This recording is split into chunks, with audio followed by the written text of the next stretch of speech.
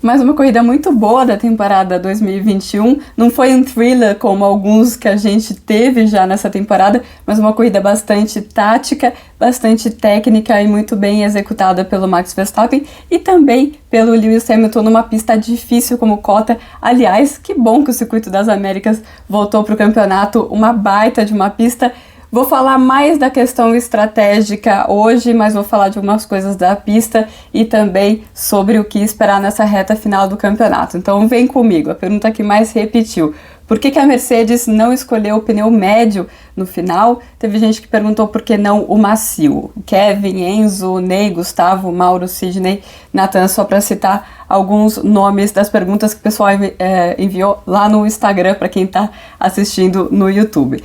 Bom, a Mercedes levou um grande susto nas primeiras voltas do GP. Então o Hamilton toma a liderança e não só não consegue abrir, como o Verstappen fica grudado na traseira dele e falando, nossa, ele tá escorregando, a traseira desse carro tá escorregando. Eles imaginavam que o ritmo deles com o pneu médio seria muito melhor do que era, porque teve eles que pioraram com a pista mais quente e a Red Bull que melhorou com as mudanças que eles fizeram no carro da sexta para o sábado. Então eles ficaram surpresos de uma maneira ruim com o desempenho desse pneu médio e com certeza não queriam voltar no pneu médio no final, seria a pior escolha para eles. Quer dizer, pior não, o pneu macio seria pior, mas o pneu macio jamais aguentaria, até porque o Hamilton teria que forçar naquelas 18 voltas finais que ele foi à caça do Verstappen.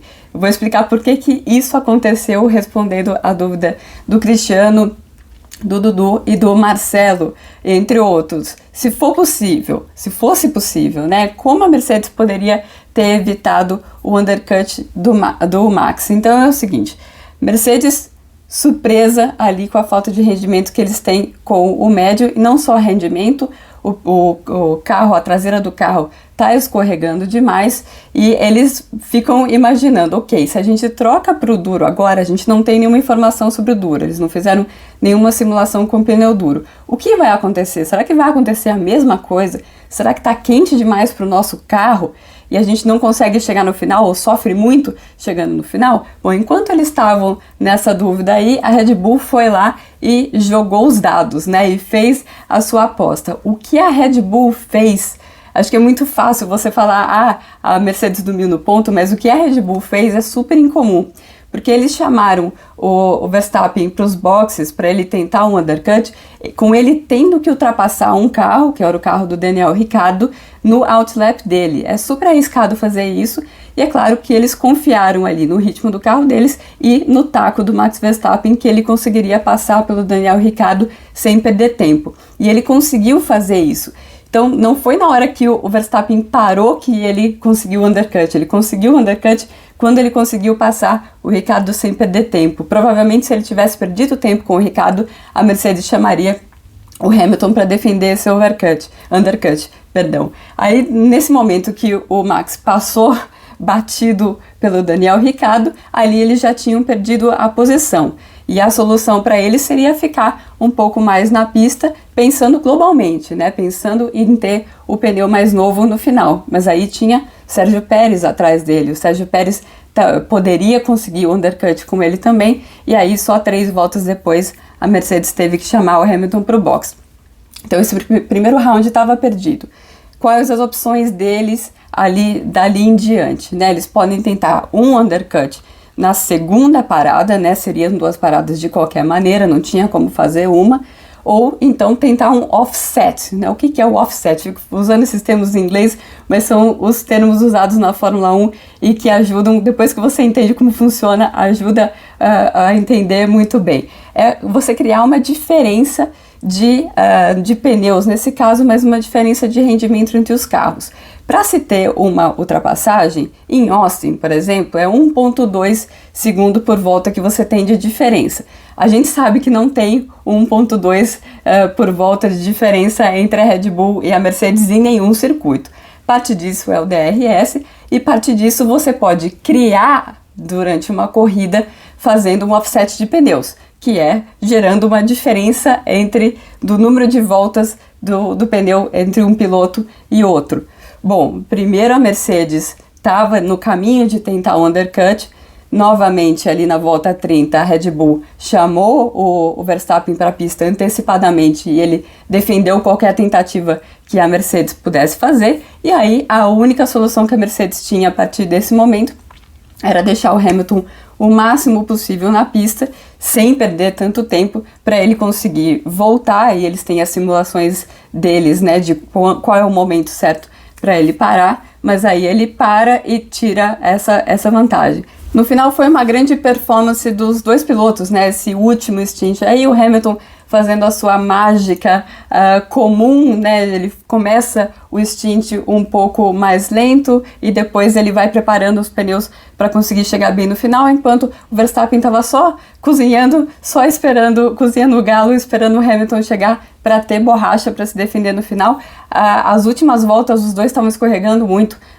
Novamente, uma grande apresentação desses dois pilotos que estão brindando a gente com um excelente campeonato. E precisamos falar de Sérgio Pérez nessa corrida, né? Um excelente final de semana dele, muito consistente, em que pese os problemas físicos que ele teve durante a corrida. E essa é a pergunta do Thiago, da Carla e do Paulo: o que aconteceu no sistema de hidratação do Pérez? Bom, antes dele ir para o grid, naquela volta de instalação antes de ir para o grid, ele estava reclamando, falando que a água, não é a água que eles bebem, né, o líquido que ele está no reservatório dele estava escapando e estava molhando toda a balaclava dele.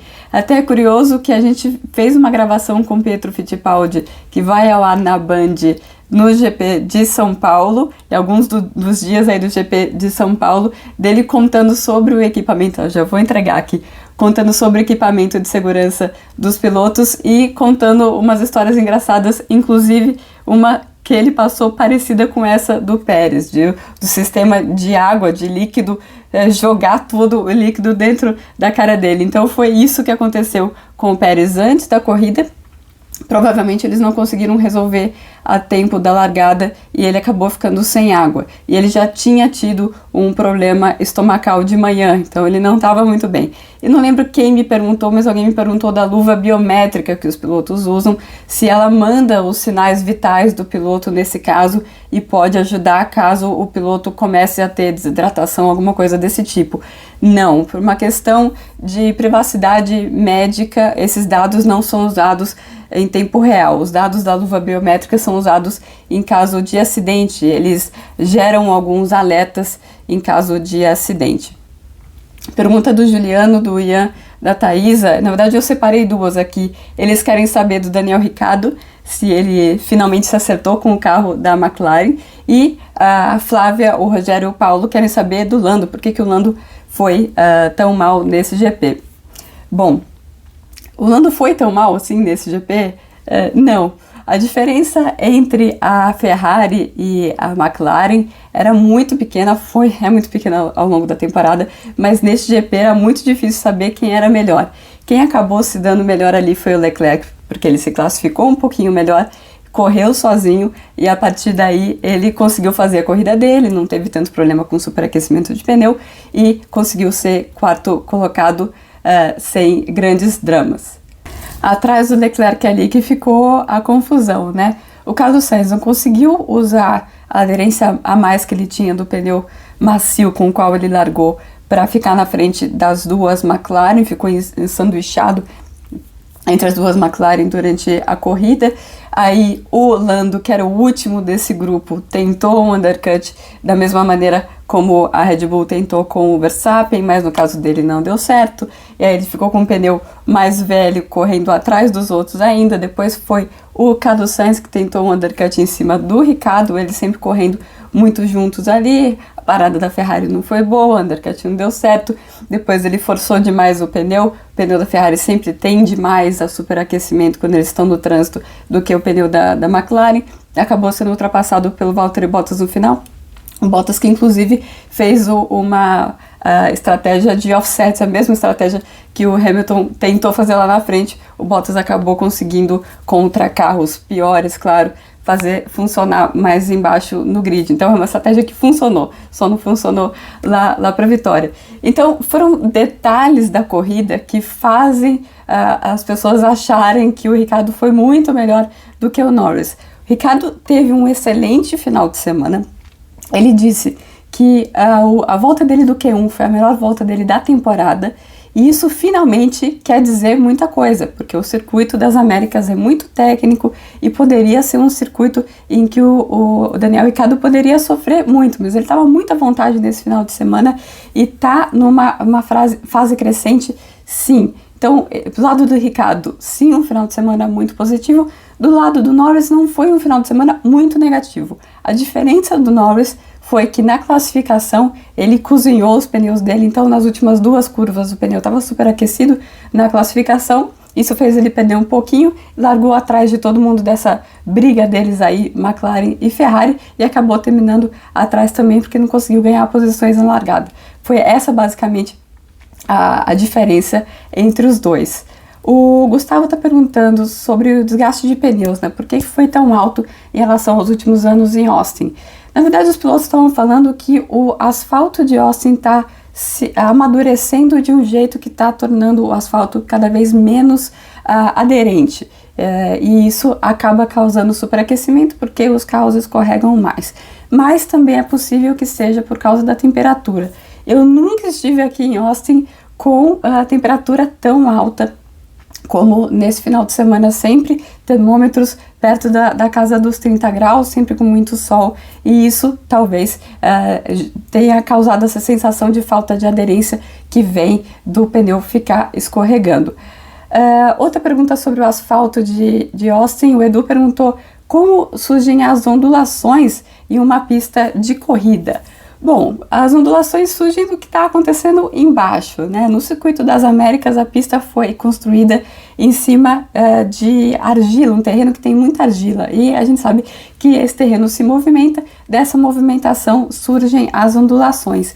Algo parecido aconteceu em Silverstone, e em Silverstone eles fizeram um tratamento todo especial, um asfalto super caro que eles fizeram, até que tiveram que refazer em Silverstone, mas agora parece que deu certo. Tanto que o engenheiro de Silverstone estava dando um monte de entrevista nesse final de semana, falando, se quiserem me chamar, eu sei como resolver. Uma outra coisa que pode acontecer com o asfalto é ter muita chuva, né? O que aconteceu na Bélgica, muita chuva causou também ondulações lá na pista da Bélgica. E terminando aqui com a pergunta da Alíria e da Elaine, em meio a tantas viradas, ainda dá para confiar em favoritismo de pista? Bom, eu avisei em todos os previews que eu fiz do GP dos Estados Unidos que a Mercedes tinha ganho várias corridas em Austin, mas eles sofreriam com as anulações e muito provavelmente com a temperatura. Sempre quando a gente tem a temperatura alta e um circuito com um perfil que gasta muito o pneu, a filosofia do carro da Red Bull tende a se dar melhor. Ondulação também é para o carro da Red Bull e tem outros fatores em Austin que casavam com a Mercedes, então seria uma coisa bastante equilibrada. O que desequilibrou isso? Como a Red Bull lidou com as coisas que eram ruins para o carro dela, né? E eles conseguiram consertar mais a traseira do carro do que a Mercedes não conseguiu prender a traseira do carro, não conseguindo prender a traseira do carro com uma pista que tem muito superaquecimento dos pneus traseiros, eles acabaram sofrendo um pouquinho mais. Tá muito equilibrado, então o que não dá para acreditar é nisso, em favoritismo de pista. Acho que a última pista que a gente tem que é realmente muito favorita, que não é nos critérios de desempate, é a próxima corrida no México. Dali para frente, nem Brasil é um pouco mais para Red Bull nos critérios de desempate, ok, um pouquinho mais para Red Bull, mas é só ter uma condição de tempo com não tanto calor, por exemplo, que o jogo já pode virar. Então, o que não dá para confiar é que tem favorito, tirando a próxima corrida do México, mas que tem favorito nas outras pistas aqui até o final do campeonato. Bom, gente, eu espero que vocês tenham gostado, espero que o meu resfriado, as minhas pausas para tosse não tenham atrapalhado o vídeo e até mais, volto daqui a 2 semanas depois do GP do México. Até mais!